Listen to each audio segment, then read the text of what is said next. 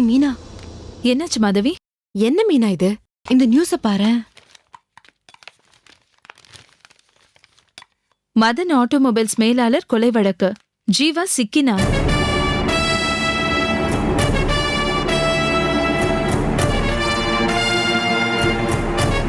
என்னப்பா இப்படி ஆயிடுச்சு? செய்யாத கொலைக்காக அநியாயமா ஜீவாவை கைது பண்ணிட்டாங்களே. அதான்ப்பா எனக்கும் வருத்தமா இருக்கு. அந்த கம்பெனி எம்டிக்கு ஜீவாவை கண்டாலே ஆகாதான். அவரை பழி வாங்குறதுக்காக போலீஸ பலமா கவனிச்சிருப்பாங்கன்னு என் மாமா சொன்னாரு. அது உண்மைதான் போல இருக்கு. போலீஸ் இப்ப அவரை என்ன பண்ணுவாங்க? என்ன பண்ணுவாங்க? கோர்ட்ல ப்ரொடியூஸ் பண்ணுவாங்க. குற்றத்தை நிரூபிச்சு தண்டனை வாங்கி கொடுப்பாங்க. அது ஆயுள் தண்டனையாவும் இருக்கலாம், இல்ல தூக்கு தண்டனையாவும் இருக்கலாம். ஜீவா அந்த கொலையை பண்ணலையே, அப்புறம் எப்படி அதை நிரூபிக்க முடியும்? மாதவி, போலீஸும் வக்கீலும் நினைச்சா என்ன வேணாலும் பண்ண முடியும். ஜீவா கொலை செய்யலங்கிறது உண்மைதான், ஆனா அதை நிரூபிக்கிறது ரொம்ப கஷ்டம். சாட்சிகளை வச்சு அவர் தான் கொலை செஞ்சாருன்னு நிரூபிக்கிறது ரொம்ப ஈஸி. அந்த எம்டி பணம் கொடுத்து இதெல்லாம் செய்ய சொல்லிருப்பாருன்னு நினைக்கிறேன். ஜீவா தப்பு செஞ்சு மாட்டியிருந்தா சரின்னு ஏத்துக்கலாம்.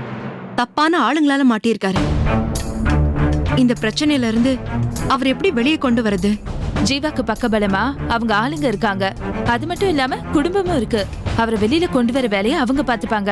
நீ கவலைப்படாத. என்னால கவலைப்படாம இருக்க முடியலப்பா. அவருக்காக ஏதாவது செய்யணும் போல இருக்கு.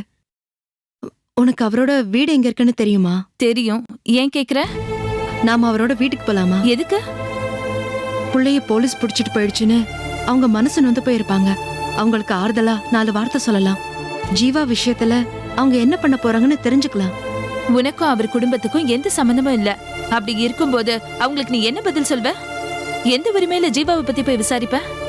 பொதுவா தெரிஞ்சவங்கன்னு சொல்லிக்க வேண்டியதுதான். எனக்கு என்னமோ இதெல்லாம் வேண்டாத வேலைன்னு தோணுதுப்பா.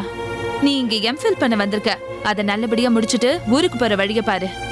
இந்த மாதிரி விஷயத்துல எல்லாம் நீ தலையிடாத. ஏன்பா அப்படி சொல்ற? ஜீவா நல்லவரு, ஹீரோன்னு நேத்து நீ தானே அவரை பத்தி புகழ்ந்து பேசிட்டு இருந்த. ஒரு பிரச்சனைன்னு வரப்போ நாங்க இருக்கோன்னு கூட நிக்கலாம் இல்லையா? புரியாம பேசாதப்பா. ஜீவா ஒரு கொலை கேஸ்ல மாட்டிட்டு இருக்காரு. அவர் வீட்டுக்கு போக வர இருந்தனா நீ யாருங்கிற கேள்வி வரும். உனக்கும் இதுல தொடர்பு இருக்குன்னு சந்தேகப்படுவாங்க. இதெல்லாம் உனக்கு தேவையா? ஜீவாவும் இப்படி சுயநலமா யோசிச்சிருந்தா அவருக்கு இந்த நிலைமை வந்திருக்காதே. ஒர்க்கர்ஸ்லாம் நல்லா இருக்கணும்னு நினைக்க போய் தானே அவர் இப்ப கொலை பழிய சுமந்துட்டு இருக்காரு.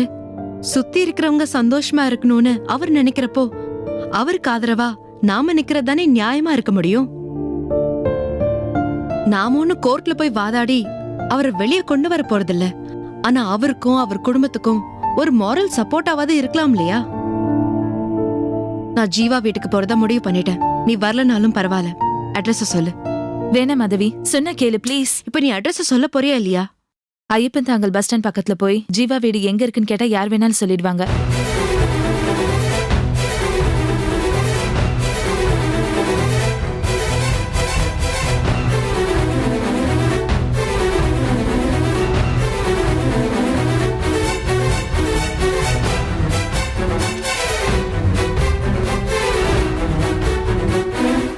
ஜீவாவுக்கு கல்யாண காட்சி பண்ணி விருந்து கொடுக்கலான்னு பார்த்தா என் புள்ளைய போலீஸ் பிடிச்சி போய் துக்கம் கேட்கறவங்களுக்கு டீ கொடுக்க வேண்டியதா போச்சு.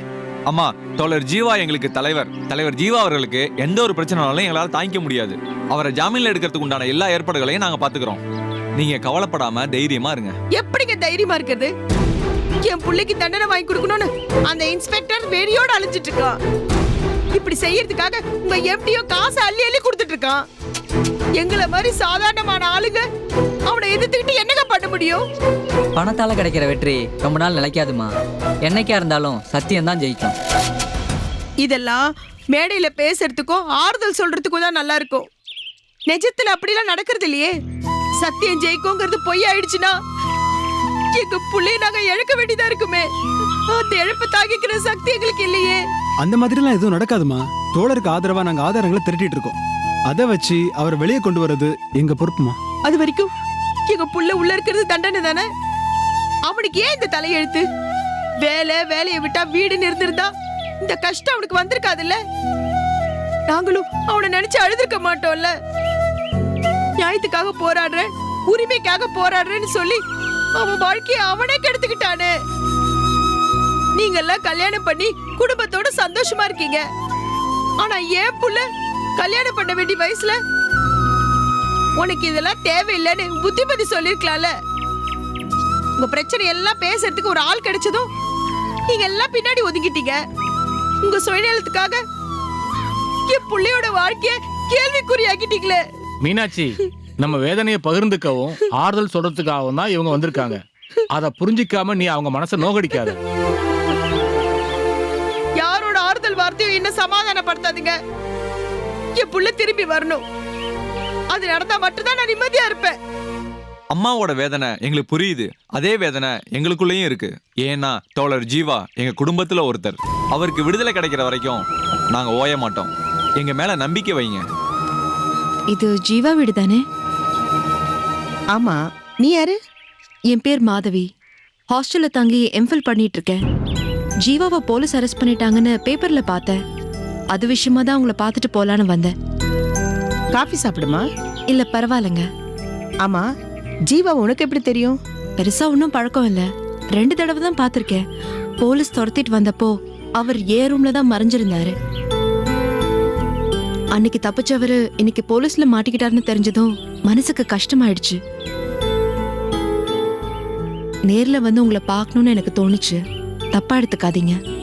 இல்லம்மா, இந்த மாதிரி நேரத்தில் 4 பேர் வந்துட்டு போனாதான் எங்களுக்கு ஆறுதலாகவும் தெம்பாவும் இருக்கும். ஜீவா விஷயமா லாயரை பாத்தீங்களா? அவர் என்ன சொன்னாரு? யூனியன் ஆளுங்க லாயரை பார்த்து பேசியிருக்காங்கம்மா. பெயில் கிடைச்சுன்னு நம்பிக்கையா சொல்றாங்க. கோர்ட் என்ன முடிவு பண்ணுதுன்னு பார்க்கணும். ஜீவாவுக்கு நிச்சயமா பெயில் கிடைக்கும். இந்த கேஸ்ல இருந்து அவர் விடுதலை ஆயிடுவாருமா, கவலைப்படாதீங்க. அப்போ நான் கிளம்புறேம்மா. இருமா, காஃபி சாப்பிட்டு போலாம். இல்ல இருக்கட்டும்மா, நான் இன்னொரு நாள் வரேம்மா. வரேன். என்னங்க இது புது குழப்பமா இருக்கு? இந்த பொண்ணு யாரு என்னன்னே தெரியல. ஜீவா இவ ரூம்ல மறைஞ்சிட்டு இருந்தான்னு சொல்றா. திடீர்னு வந்து அக்கறையா விசாரிக்கிறா. எனக்கு ஒண்ணுமே புரியலங்க. இதுல புரியறதுக்கு என்னமா இருக்கு? ஆக்சிடென்ட்ல அடிபட்டவங்கள ஹாஸ்பிட்டல்ல சேர்த்துட்டு நாம அப்படியே விட்டுருவோமா? அவங்க பொழைச்சிட்டாங்களா குணமாயிட்டாங்களா பார்க்கறது இல்லையா? அதே மாதிரி தான் இந்த பொண்ணு நம்ம பிள்ளைய பத்தி விசாரிச்சிருக்கு. இதை வச்சு நீ வித்தியாசமா எதையும் கற்பனை பண்ணிடாத. எந்த நேரத்திலயும் ஒரு நல்லதா 4 வார்த்தை பேச தெரியாது உங்களுக்கு.